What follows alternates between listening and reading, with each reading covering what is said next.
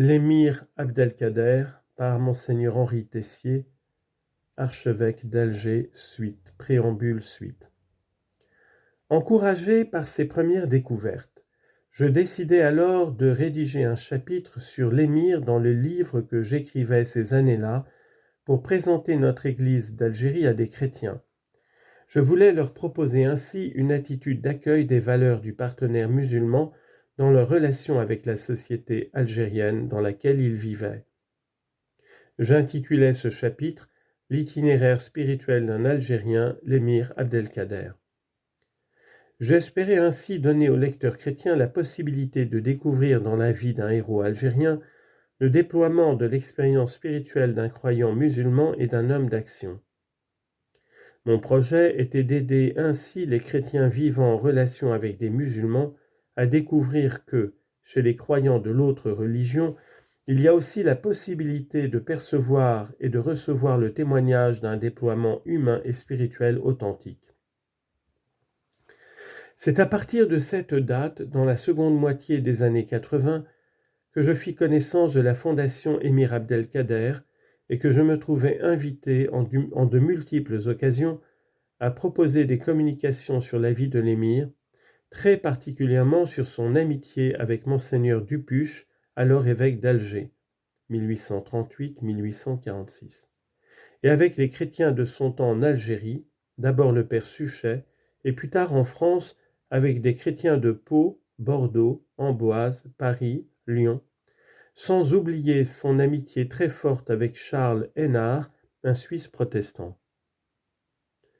Ainsi la vie de l'émir nous donnait-elle un signe précurseur de ce qui allait devenir au cours du XXe siècle le dialogue islamo-chrétien. Je fus par la suite invité à plusieurs reprises par la Fondation Émir Abdelkader et ses responsables, M. Boutaleb, puis M. Cheikh Bouhamran, président du Haut Conseil islamique, à exprimer divers aspects de la vie de l'émir, particulièrement ceux qui mettaient en évidence ses relations avec des chrétiens, son intervention à Damas pour sauver les chrétiens syriens ou ses engagements humanitaires dans le contexte difficile de sa résistance à la guerre de conquête française. Ces conférences étaient organisées surtout en Algérie,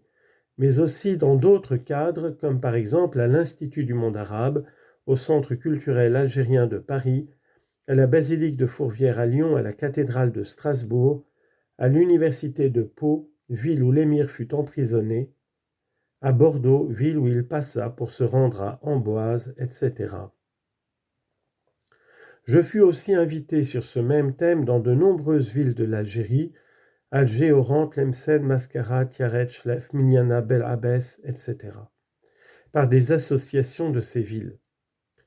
Le message de vie de l'émir servait ainsi de médiation culturelle ou spirituelle dans la relation islamo-chrétienne ou dans la rencontre Orient-Occident.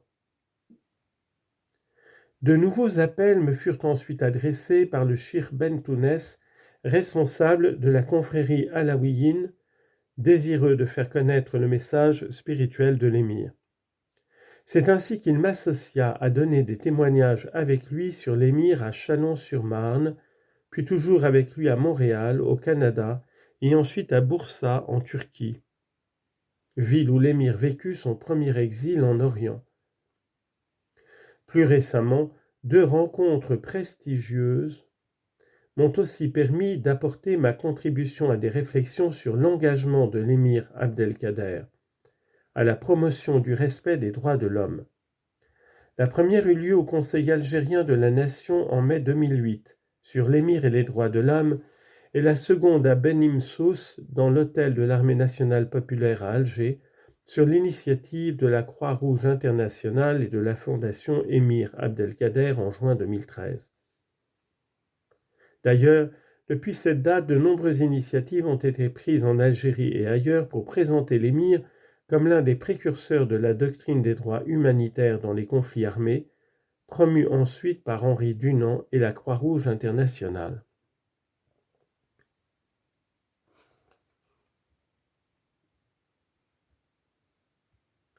Voici donc les principales circonstances qui m'ont rendu de plus en plus sensible au message de vie de l'émir Abdelkader. Il y eut aussi le signe donné par sa vie et son respect des droits humains de ses adversaires faits prisonniers pendant sa lutte contre les Français ou lors de son engagement pour la défense des chrétiens de Damas en 1860. Mais il y eut également pour moi un autre aspect de son message qui par la suite a pris la première place dans mon attachement à l'émir. Je veux parler de son enseignement spirituel pendant sa vie à Damas, tel qu'il nous est rapporté dans le livre de l'émir intitulé Kitab el-Mawaqif, le livre des haltes. J'ai eu d'ailleurs plusieurs occasions de partager avec des auditoires musulmans ou chrétiens certains aspects de ce contenu, particulièrement ceux qui font place aux relations avec le message spirituel du christianisme ou avec celui d'autres traditions religieuses. Ces diverses rencontres ou publications m'ont conduit à me trouver proche de beaucoup de ceux qui, dans la société algérienne, mais aussi en Europe, voire aux USA, par exemple John Kaiser, on lit en note The Life and Times of Émir Abdelkader, 1808-1883, publié à Londres en 2008, en lien avec la ville d'El-Kader, Iowa, aux USA. Fin de note. Considère que le témoignage de la vie de l'émir est au XIXe siècle un acte fondateur de la société algérienne et de la modernité, et un signe pour notre temps. Ce fut pour moi une joie que de proposer ainsi le visage ou les écrits de l'émir à des publics algériens ou étrangers très divers, des plus jeunes aux plus anciens. Cela me permettait de communier avec eux à des valeurs qui venaient de leur propre histoire, comme le courage de l'émir, mais aussi son comportement humanitaire ou son ouverture aux autres religions, mais cela me fournissait également l'occasion de leur montrer que malgré mon origine française et mes appartenances religieuses au christianisme, j'avais de la joie à découvrir des convictions qui comptaient pour moi dans la vie d'un homme de leur peuple, de leur tradition religieuse musulmane et de leur histoire.